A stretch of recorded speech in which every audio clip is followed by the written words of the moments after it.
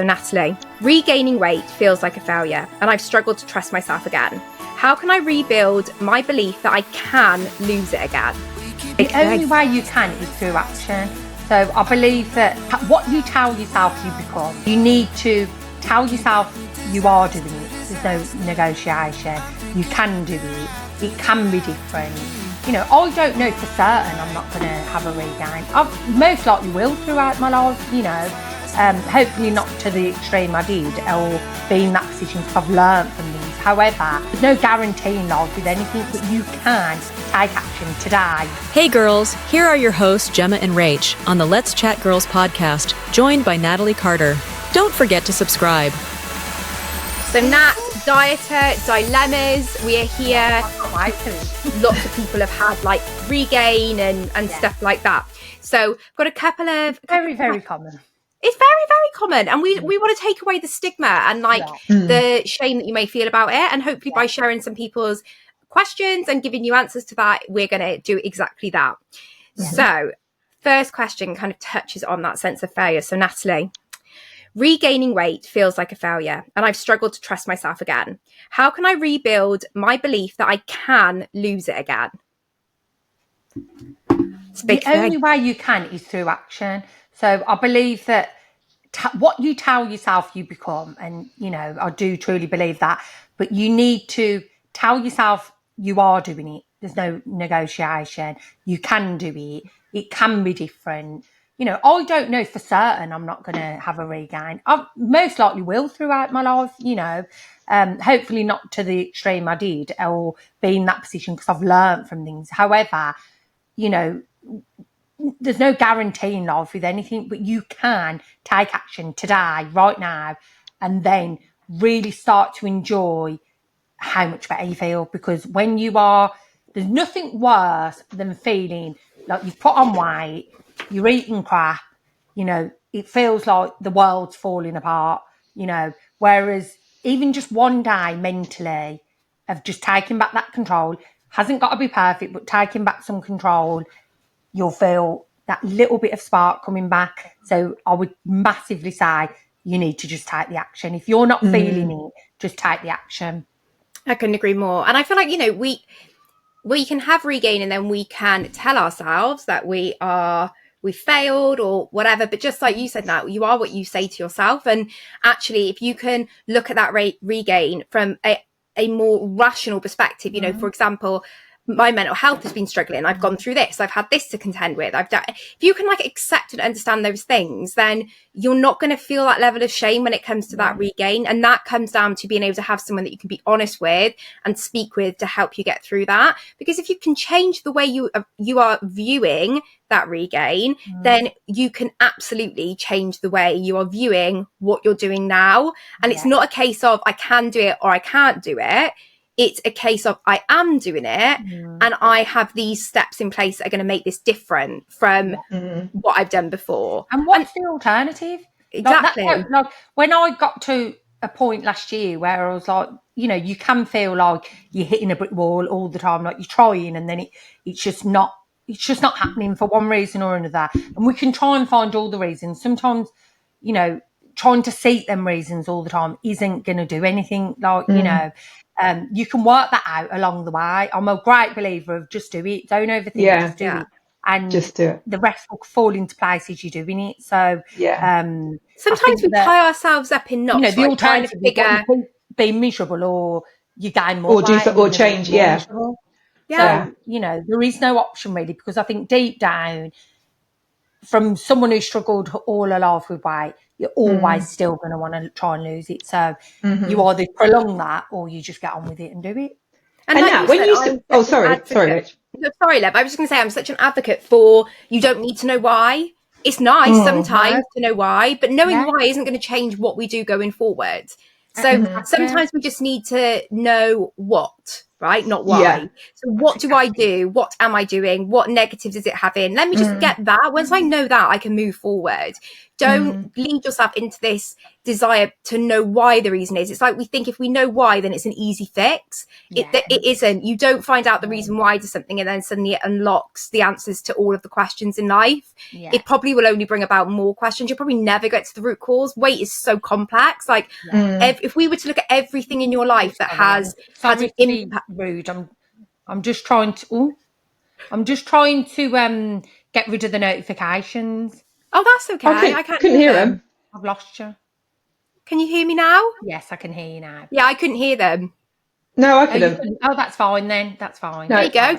Technical difficulties are just what make this podcast what it is. So don't worry about that. No, it's fine. But, yeah, I think that sometimes we're never going to get to the reason why because it's going to be way too complex. It's like what came first, the chicken or the egg? Yeah. Stop thinking about it and just think about, okay, what am I doing that isn't great, and what are the behaviours that are not so great for me and that I want to change, and then let's move on from. Well, I was going to say, Nat, what's your thing? Like, have you got practical tips? You know, when you said just gain that control and take actions, I know my clients listening are going to want to know what are the little things that you do to take that action on that day. Like, what if you got something that you could tell them that you do? Yeah. So when I say take action, so if I go back to like where I'm in the worst place, I am. Now, I would say, at the time, I was like, right, I'm starting the 2nd of Jan, wasn't I? You know, that was my action to start that time. However, now, I've learned a lot more as the year's gone on. What I would say is, today, the action is, don't overeat. Even if, you know, you might be in a position now, let's be honest, yes, unless your heart's really in it, you're not going to have someone go, and, you know, this person's already doubting themselves.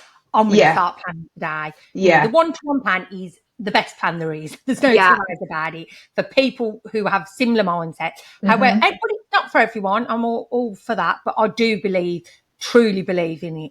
However, at this precise moment, it's a week to Christmas. The likelihood is your heart isn't fully in it anyway. So just take the action today to not overeat. So if you want a mince pie, have that mince pie and walk away. Don't put pressure that you've got to lose weight. Put pressure that you want to go to bed tonight and think, do you know what? I'm not really bloated. I haven't got indigestion. I'm thinking, you know, that little bit just gives you that spark that actually I am the one in control, because it can feel like you're not. That's the thing. And also eating the things that you really do like. Doing something. Don't need to be drastic, but you need, you know, it's trying to find that middle line, but you can do that immediately. And that's what I've learned for this period over Christmas, that, you know, you're always one meal away from getting back on a plan. So if that meal didn't go right, the next meal will. And that's taking away that all or nothing, isn't it? That's good. Yeah. That's it. That's what we're working on. And it's like when we say, even if all you focus on today is drinking some water, having one product, 2 products, like you don't need to, if you're waiting for the perfect time to get back on plan, you're only continuing in a mindset and behaviors that ultimately have led you to where you are now. And so if you want to feel different to how you feel now, then you've got to do something different. And will it make you feel uncomfortable? Yeah, because actually discomfort is the sign of change. Right? Very often we do not change in life when we're just feeling really great and comfortable, like we're snuggled in a warm blanket. Things are, you know, we make the most growth when there's a little bit of discomfort there. And so it can be a lot as well. There can be a hell of a lot. Yeah. I think that, you know, another thing is, I am still, the way my mind works, I don't think that's going to change. So I have also split it a lot into periods, through, if you will see throughout this year, of me focusing on actual proper weight loss, where I can give it my all, that's my priority, to, right, I need to maintain this and not really, if it's £1 a week, it's £1 a week, or half £1 a week, because I've got a lot on and I'm going to take that pressure away. And I think it's been so this month, it's all about me just staying in control, that I'm not getting up feeling bloated and that. From last week, I haven't weighed, and I'm like, you know, it's not denial, it's myself, that I want to go to bed and still feel, yes, I've either really enjoyed that food I've just ate. It's just all my behaviours, or like today, I could easily just go and want to try and have like a brie and cranberry, some big I don't know, something extravagant I'd fancy. However, I can have that Thursday when I go to Liverpool. So I'm going to today be as good as I can, just to pull back the feeling of still, when I get to Christmas Day, I want to put something on and feel really good. But I've then got, because I'm not at my goal yet, I don't know what my goal is, but I'm not at my goal. On the 2nd of Jan, that can be my priority. I'm doing the 28-day challenge with my clients, but breaking it into that in my head, that it isn't all or nothing. On that time, yes, that will be stricter than how I'm being right now. However, and that's something I'm looking forward to. But also, it doesn't need to be, I'm stuffing my face now until the 2nd of Jan. But you're being really realistic there. That's amazing. Realistic. And also, it's a whole new way of me being with food that I really do like food, but it's never really the food that is my issue, which sounds bizarre. It's my habits with it. And I think that's a big thing to acknowledge, is that it's your habits. And I think before, me and you now have both been really guilty of it being like, we're doing plan, we're not doing plan, we're doing this step, like almost getting ourselves in a pickle, because realistically we're trying to focus on the one thing that doesn't need as much focus, which is what's going in our mouth. When actually what we need to focus on is our minds. And I, like you, the biggest thing for me this time was I stepped away from the scales, and it has been like absolutely transformative for me. And I think if you're somebody that is worried about trusting yourself, sometimes maybe looking at how often am I weighing is a good thing, because a lot of people use the scales as a way of reaffirming things to themselves, because they don't trust themselves. They don't trust what their mind thinks. They don't trust how their body feels. There's this disconnect between our minds and our bodies because we've not worked together for so long. We've been fighting against each other. So I think there's a massive benefit in, like you say, Nat, now, like I don't think I've weighed in December, but I'm listening to my body, and there'll be days that I'm like, do you know what? I'm going to go a little bit easier today, or I'm going to need to do that, or I need to focus on my water a bit today, because I'm letting myself trust the signals I'm getting and how I'm feeling, rather than putting everything in a step on the floor. You know, you're never going to build that with yourself. Really is irrelevant. You know, like if we go back to that episode we've just done, what you weigh becomes irrelevant to us. Obviously, it's a statistic, and you can use it for that. But you could be slim but still be really struggling with your eating. You know, like not be happy with it. So I think it's definitely it's what you do behind closed doors when no one else is watching. That is my absolute love that. So So we've got another question here saying, after losing weight and regaining it, I feel judged by my friends and family. How do I focus on my journey without their opinions affecting me? You've got to learn that disconnect, really. That I think the more you own it, the more, you know, their opinion can't hurt you then. You know, so my family have saw me up and down all my life, you know, and it's like, I don't want to be that way. I didn't want to be that way. But however, you know deep down what works for you. Like the weight loss bit it's not easy. I don't believe it's easy. But once your head's in that space, you know, but again, it is certain strategies. So for me, the strategy of the one-to-one is what works so well with me mentally, having a consultant, being accountable, but also the simplicity. So if you know that isn't what is causing you to regain weight, you know, a plan is not what's causing you to regain weight, it's what's going on in your head. But if you feel that, so I'm assuming this could be a completely wrong assumption. By that, I'm thinking, is it that, oh God, on that diet again? And that's what I'm guessing. Well, it's the negative, isn't it? They think, oh, here we go again. Yeah. But what is giving the negative is how you're treating that diet in the nicest and what you're saying to them as well, how you're responding to that. Don't we? Yeah. Like, and what Nat just said made me think, yeah, she's right. That works for her. Yeah. So, and again, I'll probably get shot by the whole one-to-one community, but you know, yes, I've always been a stickler for sticking to the rules. However, there's a reason it's one-to-one, and that one-to-one should come with your consultant and you. Yeah. Actually, but that isn't going to work for me. Like I know that I am better having green veg with my products. Again, probably controversial, but I'll own it. And it's not to the letter of step one. I'll have the there's a reason there's certain vegetables on step 2 for a reason. But I do think we have to use logic and what is going to keep that person on plan and not feel like they have to be so all or nothing. Yeah, it's different for every individual, I think. This is the personal advice that we have to give.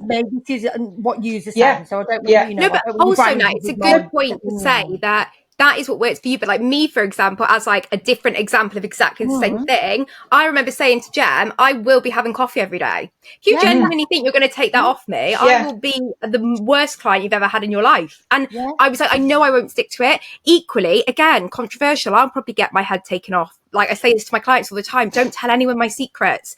But I will say to clients who maybe are really struggling with water, don't particularly like any of the flavourings, put some sugar-free squash in. If it helps you drink it. Exactly. That is what is the plan. And it's working closely enough with them to know whether or not that slight adjustment is going to be detrimental or positive. That what I say to one client, I would never put out as a blanket statement because it depends on what they need. So I think. So I think that's where you can get so focused on what step am I on, what step am I on. But if you're just doing it 30%, yes, you get what you put in. And I do think step 1 it's a different kettle of fish, as in like, I'm not trying to say make your own rules, just to be really clear with this. However, especially absolutely do not make your own. Don't make up your own. Speak with your consultant, but if you are being 30% on plan and at this precise moment, and that's all you've got in you, so just concentrate on what you can control at this moment. And also, would you rather make 30% progress or go backwards? Like there is this, again, it all comes down to that. How are we going to break that all or nothing mindset? And I would be really honest with people around me and say 2 things. One, I am a food addict / emotional eater. Obesity is a chronic reoccurring condition, so I will have relapses in that condition that require me to have like treatment, if you like, for that. And for me, nothing can be complete treatment. No, nothing in this world comes close to this plan for me. It fundamentally is what I need, and having those short stints, having to, of course, that is what I'm going to need, because, like I said, I am fundamentally a food addict and emotional eater, right? So them understanding that, I think, is really important. If people around you think that the only issue was you had no self-control around food, then of course they're going to look at this and be like, God, here we go again. So they might be seeing you having a few products, feeling really deprived, sitting there miserable. And then you go in and eating. It's that all or nothing. If you are doing step 1, you do need to be all. Just, but if that isn't how you can be at the moment, don't be the nothing. Be that in between, and it might not be for you. But I think that basically the perfect solution in the long run is not being all or nothing. But at times when the food addiction can take over, step 1 is like therapy, and it's just I love it. And I would never feel ashamed to go back on it. But I wouldn't be saying I was doing that right now, because I know I've got lots of things on. In January, perfect time for me to do it. And it's about finding what I always say, like, don't try and fit yourself into a step. Find a step that fits. That's why it's bespoke, really. That's what I'm trying to do. That's it. Like, we make it to that individual. Really be honest with your consultant and come up with a plan together. That's it. And don't worry about what you've done before. And I think that's where people in the past have ggone wrong. We all talk differently, but I will say to my client, right, talk me through what is going on. And then making someone feel bad for something is the worst thing you can do with a weight problem, because they're already feeling that themselves. They don't. But I think friends only ever do that if you've been negative telling them about it. So if you say to your friends, "Oh God, I've got to do this again. I'm starving," what you're saying to them, they're going to feel sorry for you and want to change it. So you have to, you do have to be positive if it's what you want. Said to me, last night that you have just come, like not yesterday, but at times, we might all be eating and you're sitting there with a bar, but you've got a smile on your face. But you're happy about it because you've chosen to do it. They don't think, Whereas if I sat there miserable and that, it's a natural instinct of family. Of course it is. They want to look after you, don't they? Yeah. I'd do it for my kids, Yeah. So, but no, don't you worry about that. That is so true. Like you would, and I think how you approach it. Like Jamie's mum is such a feeder, and when we were back on plan, when we went in the October half term, she was the same as she was the first time, where it was like, "You sure you don't want this? What about this? We're just having that." And you couldn't find people more positive about this plan than us lot. But actually, as soon as again I was back to just having my bar, my cup of tea, chatting away, like it was like, oh, this isn't like a negative thing. This is it's something you're enjoying. It's something that's good for you. And I think your approach to it is going to have a massive part to play. We're going to do one more question, girls, with the lovely Natalie Carter. So let me find one here. This is the one. So I specifically picked this question, Nat, because I think it's something that you've talked about a lot to us girls over the last year, and on your social medias as well. But they've said, I avoid social situations because I'm embarrassed about regaining weight. How do I overcome this and rebuild my confidence? Again, it's probably similar to the others. You've just got to do it.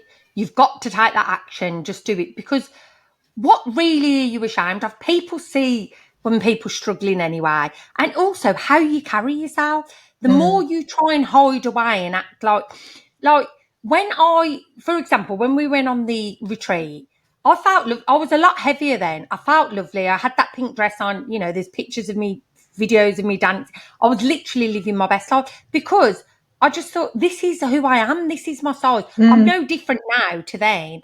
I'd already been doing a lot of work on myself and that anyway. But it's like, if you just be who you are and not shy away and not try and reduce your size, because I think that's what you try and do. It's like tuck yourself in a bit. It's like that body language is what people notice so much more than your size. So much more. And I think that, if someone, again, it goes back to all of this, the previous episode that we've just recorded, it is about how you carry yourself and how you think of yourself. That's what people notice. They don't really, don't get me wrong, superficial, yes, maybe, but overall, they might be like, oh, she's put on weight, but she actually seems like fine. Do you know what? It's like, I saw a TikTok the other day and it was so true. And it was, I mean, don't get me wrong, this woman looked like a Greek goddess. So I don't think she's ever struggled with like her confidence, but she probably has, right? She probably has. But it was showing, she was like, people have. This is the difference between a plus size woman being confident and not confident, right? And she was just walking down the road in a dress and she was like slumped over, kind of playing with herself. And I looked at her and it was that kind of like, almost it initiated a feeling of sympathy in me, right? Because I was like, I feel really bad for her. Then she walked in exactly the same dress. Nothing had changed other than how she was walking. And she was like stood up. She like had her hair like in front of her. And I was like, girl, you look insane. And it is so true. Like when we were talking about perception in our previous episode as well, it's that thing that it's confidence that people are attracted to, right? It's confidence that people look at and think, oh my God, like they look amazing. Generally, it's not how they look, it's how they are holding in themselves and how they are in themselves. Body language. And you've helped someone this week now, haven't you? Sorry, I was just going to say, in the team chat, you've helped someone this week. They've literally sent a video of themselves. They've had a regain. And she was like, I want to be more Nat. It was beautiful to see that. It was so lovely. And again, it's a bit like you're just taking that elephant out the room. I'm not being funny, but someone sitting there and just going on about the weight is so bloody boring. Yeah. So, and you also just think, don't you, well, you can't carry on like that. You're unhappy, so you need to do something about it, or get on with where you are now and just kind of accept that it is what it is. And if you want to do something about it, go and do it. But sit and moan, and you're so right. The more you hold away, the more the problem just manifests, and the more it feels like a dirty secret. And just bloody own it. You're just in a bigger body. It really doesn't matter. It doesn't and change also, you. People haven't invited you to that event because of how you look. They didn't think like when they were looking through the friends list of who they wanted to come to their wedding, for example. I very much doubt that they were like, Rach, she has put 1.5 stone on recently. Maybe put her on the back table. Like they don't care. Like they want you there. And like you said, Nat, if you can go and do those things still, even when you don't feel you're most comfortable, you're going to really help break those habits and make yourself feel. It goes back to the honesty. That's it. You're going to be honest. You're going to take away the dirty secret from it, and you're gonna just be able to actually enjoy it. And I think there'll be lots of have a knock-on effect of then you taking better care of yourself. Exactly. And kind of building off that, we'll set a challenge, because obviously it's coming up to Christmas, right? And I know that this can be a challenging time of year, because maybe you're seeing friends and family you haven't seen in a while. Maybe you've had a bit of regain, you're not feeling your best. But we have talked a lot about just doing. So what we want you to do is to get in the pictures this Christmas, share them on social media, tag us, let us see you in all your beautiful, confident glory, even if you're faking it, to be in those pictures. Like, nothing's going to change if you still continue to hide away. And can I give a couple of top tips for that? Yes. So one, do not put something on that feels too small. Straight away, you will feel, you could be near enough at goal, but if it feels too small, you will take you back to that girl. So put something on that makes you feel good. You might think, oh, nothing makes me feel good. I can guarantee now shops have every size practically, shop online. Get something that's going to make you feel good. Put some nice sparkles on. Get out there. Don't feel like you need to be smaller. Yes, the likelihood is you're struggling while you've put regain on, but that shouldn't make you not have a life. You can't not have a life because, and the more you just own that, and that isn't about accepting, it's saying, I'm accepting, it's about accepting who I am, but I'm also going to improve myself because I deserve that. So I think there's a big line of people thinking that just because you're body positive, because I would say I am now, that means I don't want to change anything. But it's like, no, this is who I am, but I also want a healthier life and to be treating myself well. But I don't hate myself basically for being big. Is that all or nothing mentality again, right? Two things can be true at once. I can accept my body for how it is. I can accept my mind for how it is. I can also want to grow and change, and those things can coexist. And I think, again, especially with the one-to-one diet, why I am so passionate about it is because we have that support element there to make sure that we're doing that in a really good, positive, growth oriented way, rather than it becoming like a toxic negative thing. So I definitely agree, Nat. Get yourself something you feel really good in. My top tip would be make sure that you spend some time making yourself feel good. Do your hair, put a bit of makeup on, put a bit of lippy on, just make yourself feel good. Gem, have you got any top tips to add for the picture challenge? Well, do you know what? That's exactly it. You've got to wear something and be in clothes that you really enjoy. Like, I copy Nat. We all know this. Every day she'll get a new outfit and I have to go and get it because I just think, look how happy she is in that and look how glamorous she looks. And actually, you do not look at the size at all. I never ever do. And I was like, I need that sparkly place suit, so I bought it because you've got to feel good in what you're wearing. You have. It's really great because you've bought stuff that I've wore when I've been like a size 20. Because I love it. I love that outfit. Yeah. So I think that's obviously it's very flattering for me, but it's But you always. I just love the way we've got the same. Yeah, we've got the same sort of style. So find your style that you like. Find something that you think actually, I want to wear that. Do you know what I mean? I'm going to feel good in it. But get the size that feels comfortable on your body. And I do agree with that now because I think what the number is. No, because I might think, I need to get this size because that's what size I am. But it might just be really too tight on my boobs or on my tummy, so I'll get the size up. The size doesn't matter. But also, like you said, Rach, do your hair, do your makeup. I feel $1 million if I just curl my hair. I probably don't look any different, but I feel better if I curl it, put a bit of makeup on, maybe some little eyelashes. That's how I carry, and I carry myself with more confidence like that. But I did that when I was bigger. Looking back at photos, I always did my hair and makeup. I always tried to make an effort, wear nice sparkly clothes, wear nice dresses. But it is hard to get in those photos. I know the first time, I haven't got that many photos from when before I started this, so I can relate to how hard that is. But actually, I wish I had more because I don't really care what I look like in them now. I just wish I had more. And my mum always says that, just get the photos. You need photos of you with the kids, with your family, just for memories. It doesn't matter what you look like or what size you are. You just need them for memories.